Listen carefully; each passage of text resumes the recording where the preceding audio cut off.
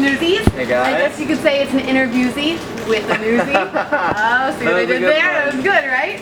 So how are you? I'm good. Good. You just got off the Newsies high. Can you tell me a little bit about the experience? It's crazy. Yeah, we finished about 2 weeks ago, and I was with the show for a year and a half. And it was the coolest experience of my life. It was my Broadway debut, and I felt like I hit the jackpot. And I mean, I never expected to make my Broadway debut at 22. That rhymes. And yeah, it was the best company, just a fun show to do for a year and a half. And not everyone can say that. People sometimes get tired doing the same thing over and over, and we found ways to keep it fun and interesting.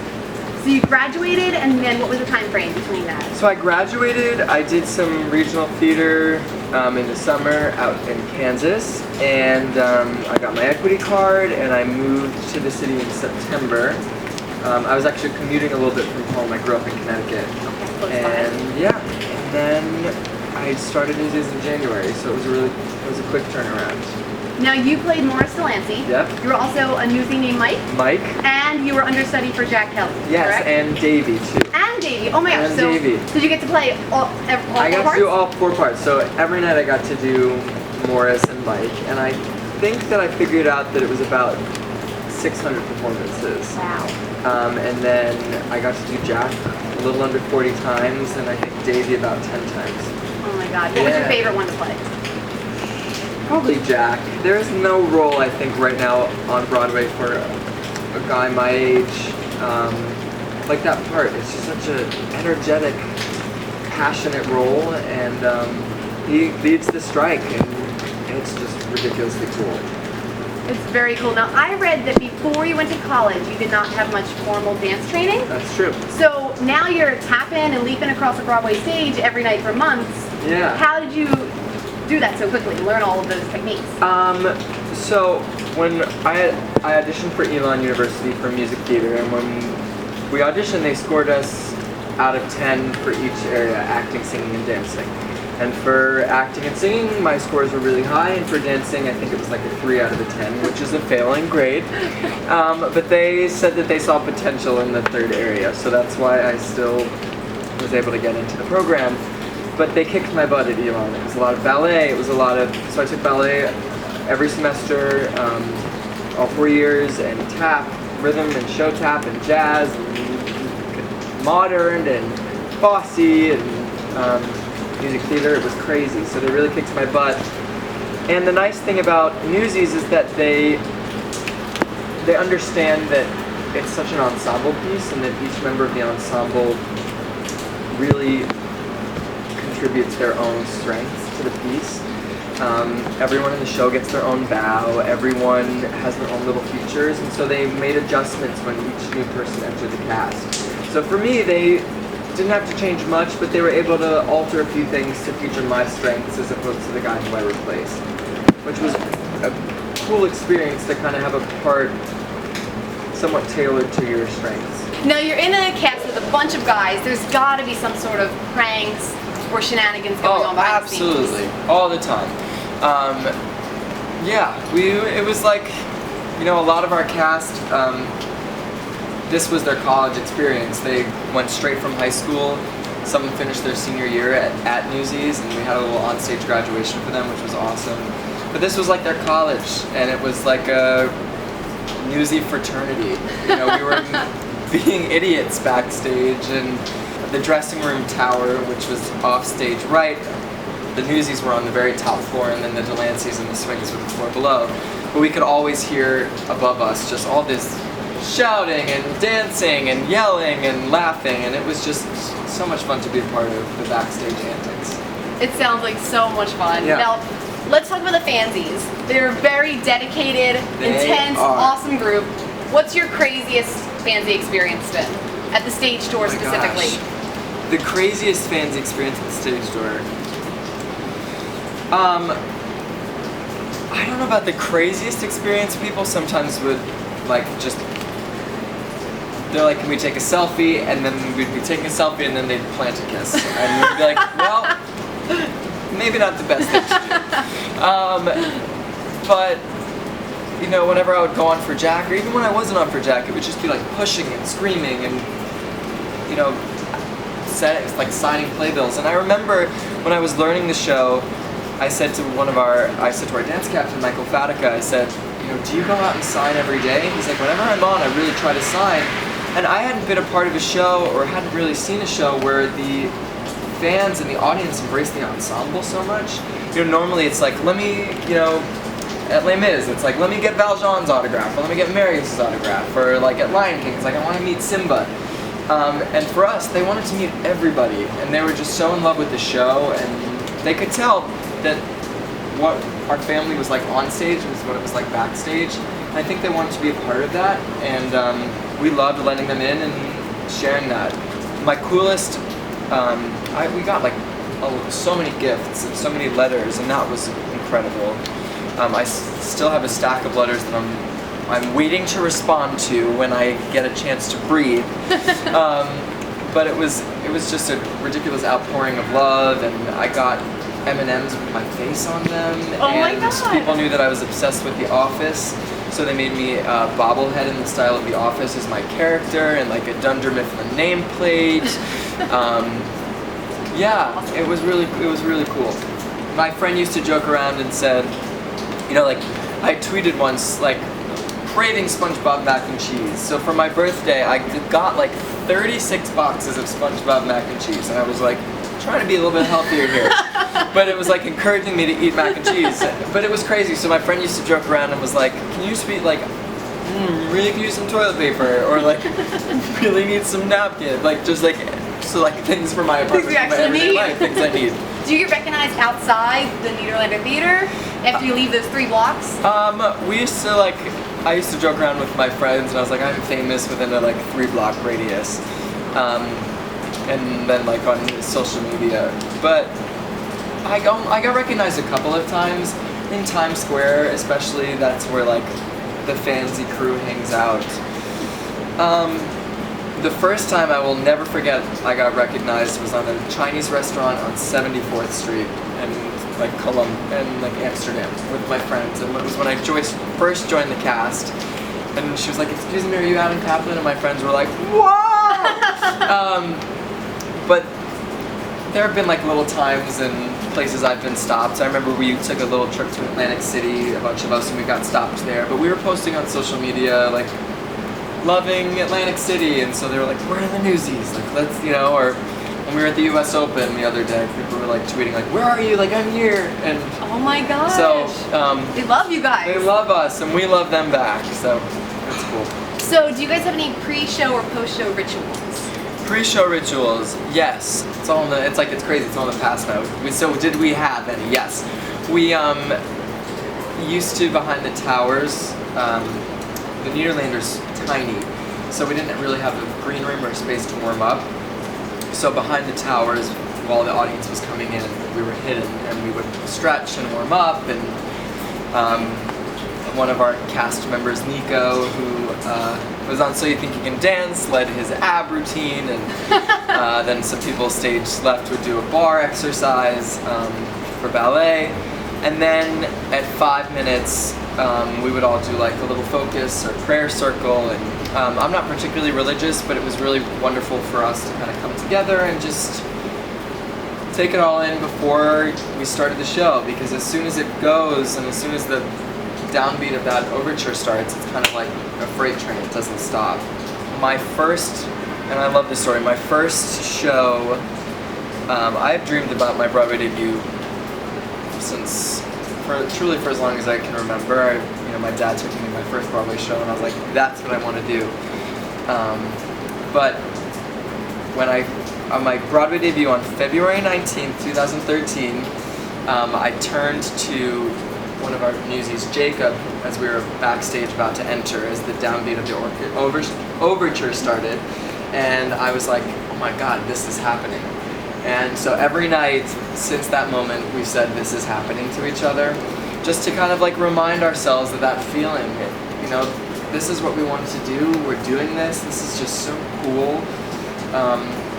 Because you can get bogged down by the fact that it's like long days, it's a tough show, you're doing 8 shows a week, you have so many things going on outside the theater, and it's hard a lot of times not to bring that to your work. People every day go to work, at jobs that aren't on Broadway in an office, and they get bogged down by everyday life. And we kind of have to push it aside and put on a smile and do a show and entertain the audience. So that was a really good reminder of like, you know what, life is good. We're doing what we love to do. So that was a really cool ritual beforehand. Afterwards, we used to sometimes go to Schnippers for milkshakes.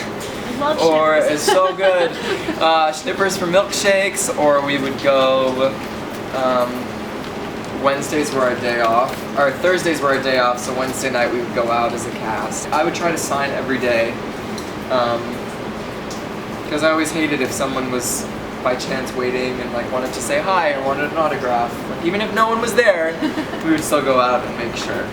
You mentioned that when you were younger, you saw a show with your dad, and you knew that's what you wanted to do. What was the show? The first show I remember seeing was West Side Story. It was at our local high school, and since then, I think I was like 6 or 7. And since then, Tony has been a dream role of mine. But my first Broadway show I remember seeing was Phantom of the Opera, and I was 8 or 9, I guess. And on the way home, I was humming all the tunes. We'd just seen it there, and my parents were like, "Something's up here," and my mom was like, "You never really talked about truly wholeheartedly any other career." I said I wanted to be a doctor or a lawyer, but I don't think that I ever truly was passionate about anything else like I was theater in terms of a career. Do you have siblings?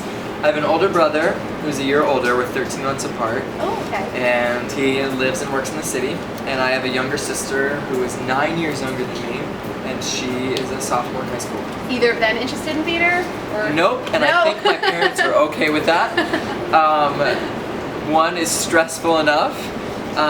My sister dances and she's artistic, and my brother secretly has a really good voice. My parents are not from the musical background at all, but they fell in love with Newsies. They were like and all the shows that I've done, for the most part. But they were the best fans. They were truly the coolest. What ones were they not so crazy about? What shows? Yeah. I honestly don't remember. I did some pretty shady productions sometimes over the summer. Okay. They were very supportive when they came, and they were like, "This maybe wasn't our favorite, but you were great." Do you have any embarrassing moments from your time at Newsies that happen on stage? Any mishaps, flub lines, something worse? Flub lines. As an understudy, you're like sometimes thrown on, and the first time I went on for Jack, I hadn't had a dress rehearsal yet. You're supposed to have your dress rehearsal before you go on, which makes sense. And I hadn't had my dress rehearsal. It's called a put-in rehearsal. I hadn't had my put-in yet. It was scheduled for 2 weeks later. So I hadn't finished learning the track, but I had taken notes, and I came in early that day and worked on, I think it was a 3 o'clock show on a Sunday, and I was called at like noon. Okay. And they were like, "You're on." So I ran to the theater, our stage manager and I ran through all the lines and ran through some of the scenes that I hadn't done on stage. Because a lot of the stuff we'd only done in the rehearsal studio, if at all. So I forgot one of the last lines of the show, which if that's the worst that happens, it was that's not a big deal. One time during the Delancey fight, which breaks up the middle of Seize the Day, I pick up the little kid, throw him over my shoulder, but I had to bend down, and I heard a rip. And I ripped my pants. So and then I have to kick everyone and be a ninja, and I tried not to lift my legs. I just pushed them and pushed them. But it was fine. I ran off stage, and they sewed it right up, and I was good to go. And you're all set. And I was good to go. Good. It's Broadway. Now, if you had to be a Newsie for a day, not act it, real life, you're in the Newsies. Okay, I'm a Newsie. Who would you be? In real life, it was Kid Blink who started the whole Newsie revolution, and that's kind of what they based Jack Kelly on. So I'd probably want to be Kid Blink. You sound like a badass. Your favorite song in the show, I heard, is King of New York. It was to perform every night was King of New York. Though there was nothing I don't think that I'll ever have an emotion or to like have such an emotional connection to a song or get such a thrill is doing Santa Fe at the end of Act 1. Because it's just like, it's the culmination of all this pent-up anger and aggression, and also just, it's a marathon, and then once it's finally like, you're just there and taking it all in, and you're just singing right out to the audience, that was pretty damn cool. Alright, so lightning round time. Okay. Favorite musical? Parade. Parade? Oh, really? Yes, I love it. Oh, wow, okay. Favorite show tune? Santa Fe. Oh, it's raining. It is raining, sorry. We'll say Santa Fe, and I love Children Beaten, so Lost in the Wilderness. Oh, wow, okay. If any piece of art could be turned into a musical, so a book, a movie, a TV show, an album, what would you want to see turned into a musical? Oh, I love Dave Matthews. I don't know how well they would work on stage, but I think that if they really worked it out, they could make a musical. I think they could, because American Idiot, Green Day, was phenomenal. There you go. And so maybe their album Crash. All right. Great. Specific. Would you cast yourself in it? Duh. Gotta get myself a job. Go-to karaoke song. Go to karaoke. Don't Stop Believing. Oh, the best. It's a classic. Yeah. Hidden talent. Hidden talent. I have a weird monkey call. Can you do it for us? Sure. Let's see if I can do it. That's awesome. It's Sounds weird. very legit. It's weird. What is something that fansies don't know about you, besides that you have a really accurate monkey call? The fansies know everything about me. I mean, even they know things about me that I don't know about me. They like find these random old pictures and videos, and so I have no idea what the fansies don't know about me.